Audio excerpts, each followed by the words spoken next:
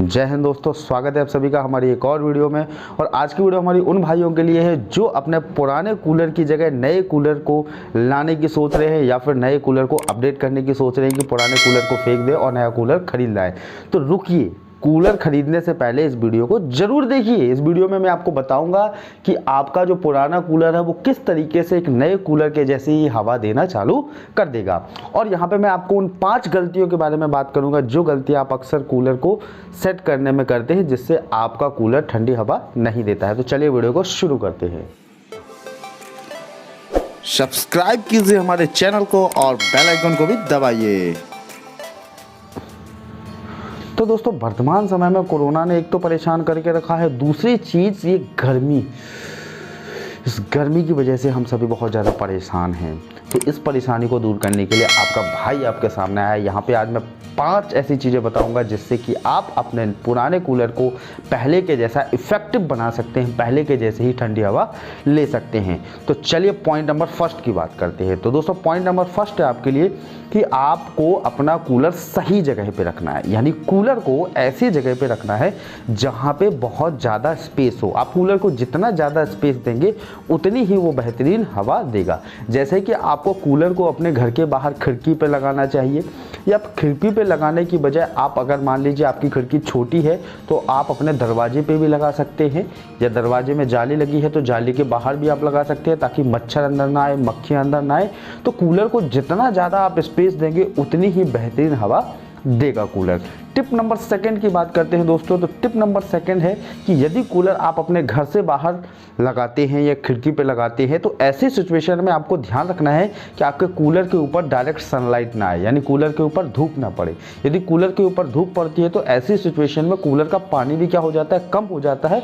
और पानी कम होने के साथ साथ कूलर की जो हवा है वो भी गर्म आती है, आपको ठंडी हवा बहुत कम देखने को मिलती है। वहाँ आपका कूलर गर्म हवा देना चालू कर देता है। तो आपको ध्यान रखना है कि यदि आपका कूलर घर के बाहर लगा हुआ है और उस पर धूप पड़ रही है तो या तो आप उसके ऊपर चादर लगा दें या फिर कुछ जो ग्रीन कलर की जो मैट आती है वो सबसे बेस्ट है। आप उसको लगा देंगे तो आपके कूलर के ऊपर डायरेक्ट सनलाइट नहीं आएगी, कहीं ना कहीं आपके कूलर की जो हवा है वो काफ़ी ज़्यादा ठंडी देखने को मिलेगी।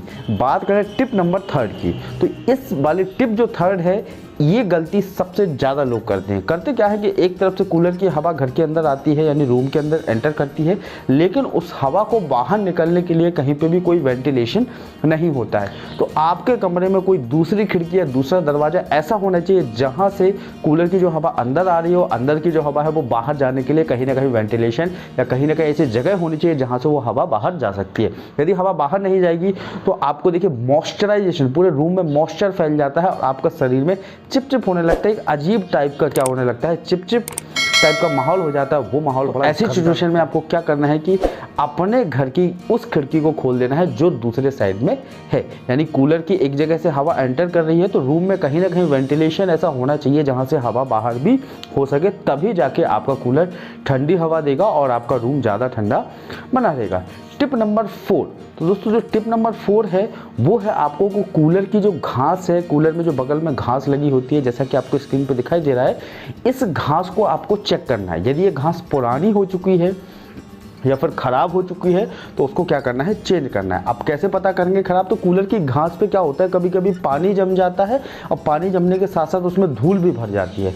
तो धूल से क्या होता है कि वो एयर को इनटेक नहीं कर पाता कूलर। जब एयर को इनटेक नहीं कर पाएगा तो हवा कैसे आएगी, उसमें अच्छे से हवा नहीं दे पाएगी, आपकी कूलर की स्पीड भी स्लो हो जाएगी और जो कूलिंग सिस्टम है उसका वो ठीक से काम नहीं करेगा और हवा भी क्या होगी, आपका कूलर स्लो देना चालू कर देगा। तो ऐसी सिचुएशन में आपको क्या करना है, अपनी घास को चेक करना है और कूलर की घास को क्या कर लेना है, चेक। इसके बाद दोस्तों टिप नंबर 5, जो टिप नंबर 5 है वो है पानी फ्लो चेक करना है। यानी आपके कूलर में जो वाटर पंप होता है उसको चेक करना है कि आपका वाटर पंप ठीक से हवा दे रहा है या नहीं दे रहा है। और वो चेक करने के बाद साथ साथ आपको जो कूलर का अपर टैंक होता है जहाँ से जो होल होते हैं जिससे कि आपके कूलर की घास पे पानी जाता है, उन होल्स को चेक करना है कि वो होल्स ठीक तरीके से खुले हुए हैं कि नहीं। यदि नहीं खुले हुए हैं तो किसी स्क्रू ड्राइवर से या किसी भी तरीके से आप क्या करें, उन होल को ठीक से कर लें, उनको साफ़ कर लें, अच्छे से सफाई कर लो ताकि उसका पानी प्रॉपर तरीके से कूलर की घास के ऊपर जाए। प्रॉपर तरीके से कूलर की घास के ऊपर पानी जाएगा तो आपका कूलर क्या होगा, ज़्यादा बेहतरीन और ज़्यादा ठंडी हवा देगा।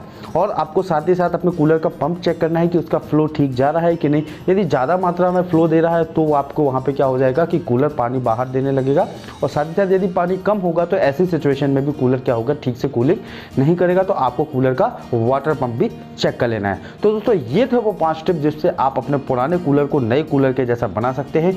तो दोस्तों कैसी लगी आपको हमारी वीडियो के कमेंट बॉक्स में जरूर बताइए। साथ ही साथ अगर आपको हमारी वीडियो पसंद आती है और इसी तरीके से इंटरेस्टिंग चीज़ों को आप देखना चाहते हैं तो बने रहिए हमारे चैनल पर और चैनल को सब्सक्राइब कर दीजिए। सब्सक्राइब करने के साथ साथ वीडियो को शेयर भी कर दीजिए। जय हिंद, थैंक यू।